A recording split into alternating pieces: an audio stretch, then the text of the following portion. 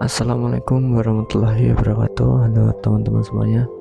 Balik lagi di channel gua Frebel 98. Di video kali ini gua akan membahas lebih lanjut tentang penggunaan perintah ping di dalam aplikasi Termux. Jadi apa sih ping itu? Secara singkat, ping itu singkatan dari paket internet grabber. Paket internet grabber ini adalah sebuah perintah yang digunakan dalam operating system untuk menguji ketersediaan dan kecepatan jaringan.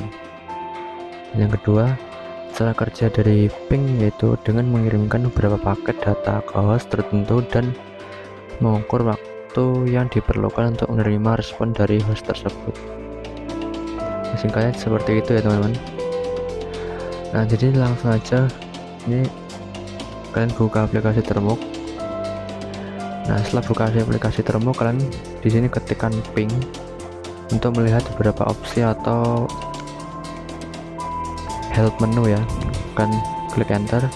Nah, di sini ada banyak sekali ya menu-menu yang disediakan ping ini. Yang pertama ada count, interval, interface, map, dan sebagainya. Di sini gua akan pakai beberapa opsi yang menurut gue itu cukup penting. Dan yang pertama gue akan coba salah satu perintahnya. Yang pertama itu kalian ketik ping. Jadi mungkin perintahnya sudah cukup familiar ya di antara kalian semua. Kalian ketikkan ping. Setelah ping kalian ketikkan nama domain seperti ini ya, misalnya google.com. Nah, otomatis dia akan langsung meng-ping dengan google.com secara terus menerus tanpa henti ya. Nah, untuk menghentikannya kalian ketikkan ctrl-c, terus dia akan berhenti. Yang kedua ini hampir sama kayak tadi, cuma beda ya, bedanya itu ada di alamat IP. Nah, alamat IP nya mungkin gua copy dari sini aja lah biar nggak terlalu ribet. Kan copy dan nempel di sini dulu.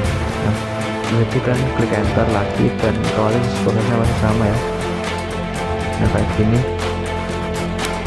kita hentikan ya. Nah, perintah yang pertama di sini ini kan udah ngeping ya yang tadi alamat IP, tapi di sini gua akan membuat pingnya itu dikasih jeda. Berarti setiap proses satu dengan proses yang lain itu ada jedanya teman-teman, nggak terlalu cepat ataupun nggak terlalu lambat. Biasanya gua setel sendiri kayak gitu kan. Nah, secara default ping ini ngeping kalau nggak salah itu kecepatan itu 1 detik, kalau enggak 0,5. Jadi di sini berhubung prosesnya kecepatan, jadi gua setting dia itu nggak terlalu cepat biar kita bisa membaca proses transmisi data dari host 1 ke host tujuan ya teman.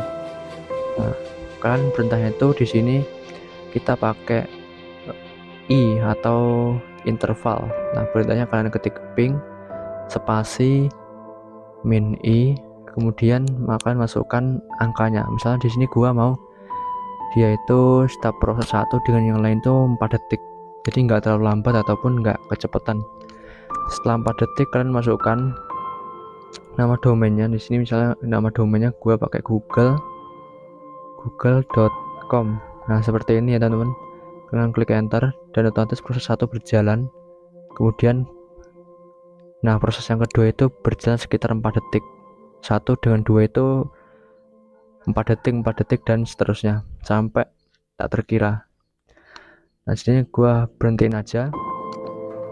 Dan yang ketiga, di sini gua akan men-setting limit dari proses ping ini ya teman-teman. Apa sih limit itu? Limit itu kayak proses satu ya, proses yang ini dengan yang ini itu diatur jumlahnya sampai berapa. Misalnya di sini gua pengen pingnya itu berjalan sampai waktu bukan waktu sih ya, gimana ya, 4 proses kali ya. Gua mau pingnya itu berjalan 4 proses, jadi lebih dari itu dia akan berhenti. Nah, untuk mengatur limit kita pakai opsi C atau count. Nah, caranya gimana? Hampir sama kayak tadi, ping spasi spasi terus min C, kemudian masukkan eh, limitnya berapa, misalnya 4 aja lah, enggak terlalu banyak. Kemudian masukkan nama domainnya kayak tadi, salah, harusnya ini. Nah, domainnya kayak tadi teman-teman, google.com. Nah, seperti ini, dan klik enter, dan otomatis dia itu akan mengping sebanyak 4 kali, dan setelah itu akan dihentikan. Nah, ini benar ya, 4 paket transmitted, 4 receiver,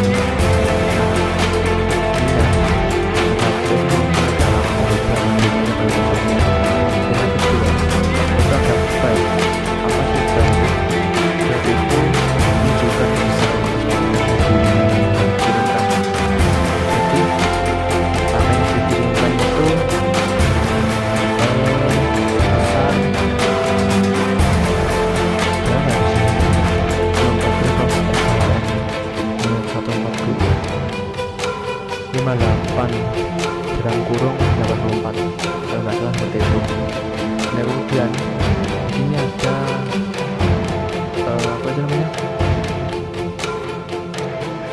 time itu berapa waktu yang ditempuh yang diperlukan program ping untuk mendapatkan balasan. Nah, di sini pos pertama itu mendapatkan balasan sebesar 94,1 milidetik. Dan yang kedua, TTL atau time to live. Apa sih TTL itu? Nah, jadi TTL itu adalah sebuah ukuran yang digunakan untuk menunjukkan identitas sebuah host.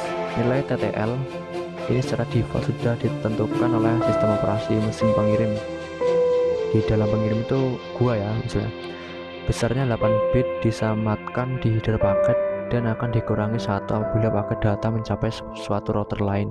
Jika suatu router menemukan angka TTL 0, ya otomatis router tersebut akan mendiscard paket dan mengirimkan paket ICMP ke pengirim data. Nah, di sini gue udah nyediain tabel ya untuk kalian biar tahu. Nah, ini tabelnya ada kurang lebih kayak gini. Di bagian kiri ada OS, ada device-nya, ada versi, ada protokol. Nah, yang kita cari itu ada TTL. Jadi di aplikasi termo kita apa sih TTL-nya? Di sini ada 64 bit ya. Nah, kalau 64 bit kita cari di sini ada. Nah, yang pertama adalah Linux ya. 2.0 kernel. Berarti otomatis dia pakai Linux ya 64. Terus apa lagi di 64 ini ada FreeBSD, ada Juniper, ada mana lagi ya? Yang enggak ada sih cuma itu aja. Nah, jadi 64 ini dia itu akan berkurang nilainya sebanyak 1 kali kalau dia melewati suatu host ya, kayak gitu teman-teman. Nah, kurang lebih kayak gini ya. Mungkin itu dulu kali ya yang dapat gua sampaikan pada pertemuan kali ini. Kalau ada kurang lebihnya gua mohon maaf, dan sekian, terima kasih. Assalamualaikum warahmatullahi wabarakatuh.